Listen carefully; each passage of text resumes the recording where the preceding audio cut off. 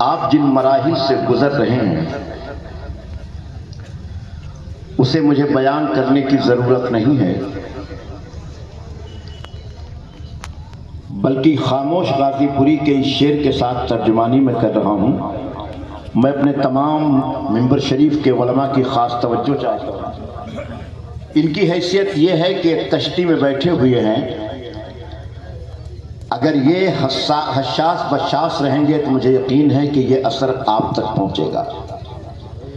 خاموش غازی پوری نے کہا تھا کہ اگر یہی ناخدا رہیں گے، اگر یہی رہبری رہے گی، حضور مفتی صاحب قبلہ کی خاص توجہ چاہتا ہوں، اگر یہی ناخدا رہیں گے، اگر یہی رہبری رہے گی تو ہر کنارے پہ آ کے کشتی اسی طرح ڈوبتی رہے گی۔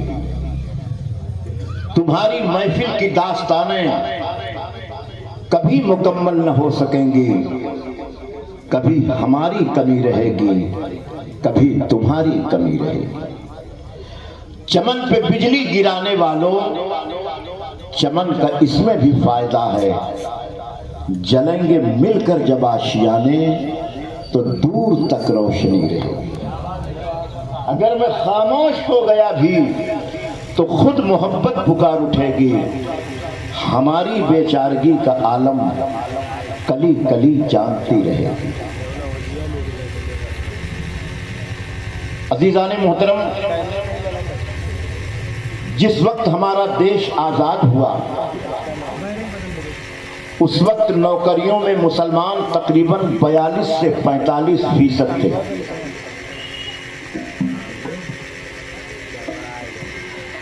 کہتا ہوں کہ ادھر کے لوگوں سے میرا تخاطب ہو جائے۔ جب ملک آزاد ہوا تھا اس وقت ہم 42 سے 45% نوکری میں تھے، اور بیچ میں جو عرصہ گزرا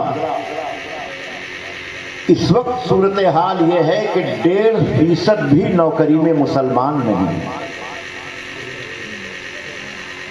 آپ حضرات اپنے کاروبار میں ہیں، اللہ آپ کے کاروبار کو کامیاب رکھے، لیکن یاد رکھیں کہ ہمیشہ حاسدین کی نگاہ کپڑے اور چمڑے پہ رہی ہے،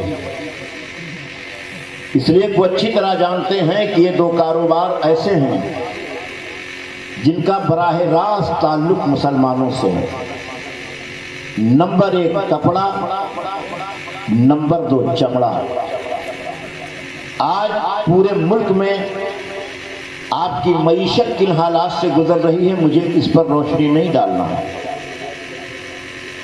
جس وقت ملک آزاد ہوا تھا اس وقت آپ 45% نوکری میں تھے، بیچ میں کون سے ایسے مسائل پیدا ہو گئے کہ آپ 1.5% پر آ گئے۔ آپ سوچتے ہوں گے مولانا کون سا راگ الاپ رہے ہیں، میں جہاں آپ کو لے جانا چاہتا ہوں انشاءاللہ وہاں پہنچا کے چھوڑوں گا۔ آپ 45 سے 1.5% پر کیوں آئے، اس کے اسباب اور اس کے عوامل کیا تھے؟ ایک دانشمند جب اس پر غور کرتا ہے تو اس نتیجے پر پہنچتا ہے کہ آزادی کے بعد سے دھیرے دھیرے ہمارے ہاتھوں سے قلم چھیننے کی کوشش کی گئی، دھیرے دھیرے ہمارے ہاتھوں سے قلم چھینا گیا، اور جو جو ہمارے ہاتھوں سے قلم چھینا جاتا رہا ہم خاموشی کے ساتھ، آسانی کے ساتھ اپنے بچوں کے ہاتھ سے قلم لیتے رہے، اور یہ گراف گرتے گرتے گرتے گرتے آ کر کے 1.5% پر پہنچ چکا ہے۔ حکومت کی منشا ہے کہ ایک دھکا انہیں زور سے مار دیا جائے، یہ 1.5% سے 0 پر آ کر کے کھڑے ہو جائیں گے۔ اب ایسے وقت ہمیں کیا کرنا ہے، آپ کو کیا کرنا ہے، رؤسا کو کیا کرنا ہے، دانشوروں کو کیا کرنا ہے، پیر صاحب کو کیا کرنا ہے، علماء کو کیا کرنا ہے؟ آج ہمیں اس پر غور کرنا ہے۔ اس وقت سب کو سر جوڑ کر کے بیٹھنا ہے اور ایک فیصلہ کرنا ہے۔ جو ماریرا متحرہ سے ایک نعرہ دیا گیا تھا आधी रोटी खाएंगे, अपने बच्चों को पढ़ाएं। यही वो नारा है जिससे आपके अंदर इनकलाब बर्पा हो सकता है। आज इस बात की जरूरत है कि आप आधी रोटी खाइए, लेकिन अपने बच्चों के हाथ में कलम अता कर दीजिए। एक दानिश्वर से पूछा गया, कलम और कागज की अहमियत क्या है?